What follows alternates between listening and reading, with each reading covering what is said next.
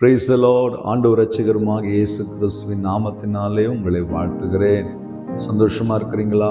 ஒவ்வொரு நாளும் ஆண்டவர் தம்முடைய வசனத்தை அனுப்பி உங்க கூட பேசுகிறார்கள். அந்த வசனங்களுக்கு அப்படியே கீழ்ப்படிங்க. வார்த்தைகளுக்கு நீங்கள் கீழ்ப்படியும் பொழுது கர்த்தர் உங்களை மேன்மைப்படுத்துவார், ஆசீர்வதிப்பார். இன்னைக்கு கூட ஆண்டவர் உங்க கூட பேச விரும்புகிறார். யோவான் 8:32 சத்தியத்தை அறிவீர்கள், சத்தியம் உங்களை விடுதலையாக்கும். ஒவ்வொரு மனுஷனுக்கும் ஏதோ ஒரு காரியத்திலிருந்து விடுதலை வேண்டும். இன்னைக்கு கட்டப்பட்ட ஜனங்கள் தான் கோடி கோடியா இருக்கிறார்கள், தவிர விடுதலையாக்கப்பட்டவர்கள் இல்லை. ஆனால் இந்த விடுதலையை யார் கொடுக்க முடியும்? சத்தியத்தை அறிந்து கொள்ளும் பொழுது அந்த சத்தியம் உங்களை விடுதலையாகும். சத்தியம் சொல்றீங்களே, அது என்ன பாஸ்டர் சத்தியம்? என் கையில் இருக்கிற, உங்கள் கையில் இருக்கிற இந்த வேதமே சத்தியம். கர்த்தருடைய வசனத்தை அறிந்து கொள்ளும் பொழுது இந்த வசனம் நம்மை விடுதலையாக்குகிறது.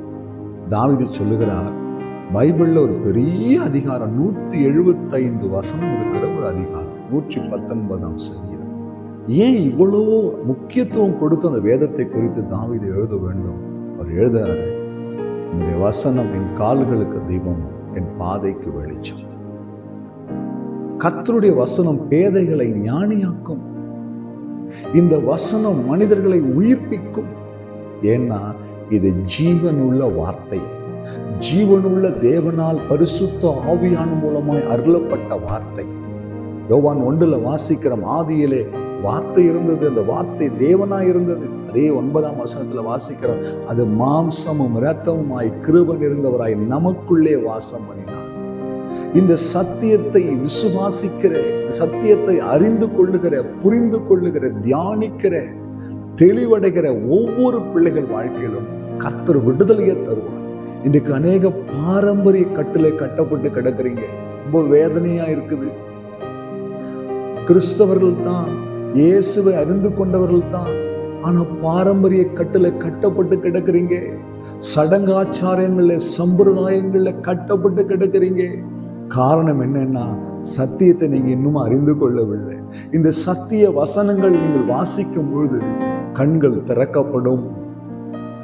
இந்த வசனத்தை நீங்கள் வாசித்து தியானிக்கும் பொழுது கர்த்தர் உங்களை எல்லாவற்றிலும் ஒரு விடுதலையை தருவார். இன்னைக்கு அநேக குடும்பங்களுக்கு ஜெபிப்பதற்கு போகிறேன். அங்க நடக்கிற காரியங்களை பார்க்கும்போது வேதனையா இருக்கும்.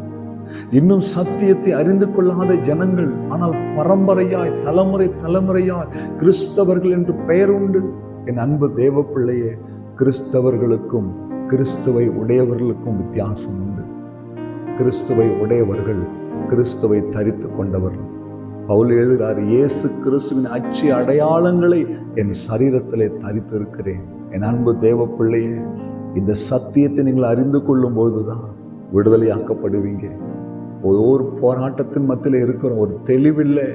பல ஆண்டுகள் சபைக்கு போனாலும், பல ஆண்டுகள் ஆண்டவருடைய கிறிஸ்தவர்கள் என்று சொல்லிக் கொண்டாலும், கர்த்தருடைய சத்தியத்தை நீங்க புரிந்து கொள்ளலன்னா விடுதலையாக்கப்பட முடியாது. இந்த அநேக ஆயிரக்கணக்கான லட்சக்கணக்கான சபைகள் உண்டு, ஆனால் சத்தியத்தை சத்தியமாய் போதிக்கிற சபைகள் இன்றைக்கு அநேக காரியங்களை இல்லாததை பார்க்கிறோம். ஆசீர்வாதத்தை மாத்திரம் போதிக்கிற சபை, நன்மைகளை மாத்திரம் சொல்லுகிற சபை, எச்சரிப்பை சொல்லுகிற, கடிந்து கொள்ளுதலை சொல்லுகிற, விடுதலையை சொல்லுகிற, சத்தியத்தை சத்தியமாய் பேசுகிற காரியங்களை இன்றைக்கு பார்க்க முடியவில்லை. என் அன்பு சகோதரனே, என் அன்பு சகோதரியே, உன் கையில கொடுக்கப்பட்ட இந்த சத்தியத்தை அறிந்து கொள்ள முயற்சி பண்ணு. வேதத்தை வாசி, வேதத்தை தியானிங்க, வேதத்தை நேசிங்க. இந்த வேதம் உங்களை விடுதலையாக்கும். சத்தியத்தை அறிவீர்கள், சத்தியம் உங்களை விடுதலையாக்கும். உங்களுக்கு ஒரு விடுதலை வேணுமா? உங்களுக்கு ஒரு ஆண்டவருடைய அந்த சத்தியத்துக்குள்ள நடத்தப்பட விரும்புறீங்களா? கர்த்தர் கொடுத்த வேதத்தை கைகள் எடுத்துக்கொள்ளுங்கள். இந்த வசனத்தை தியானியுங்கள். ஒவ்வொரு வார்த்தையும் உங்களோடு கூட பேசும். ஒப்பு கொடுக்குறீங்களா?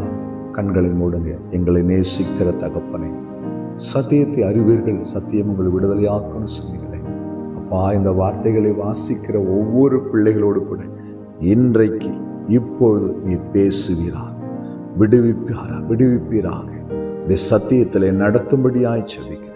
இயேசு கிறிஸ்துவின் நாமத்தில் பிதாவே, ஆமென். அல்லேலூயா. God bless you.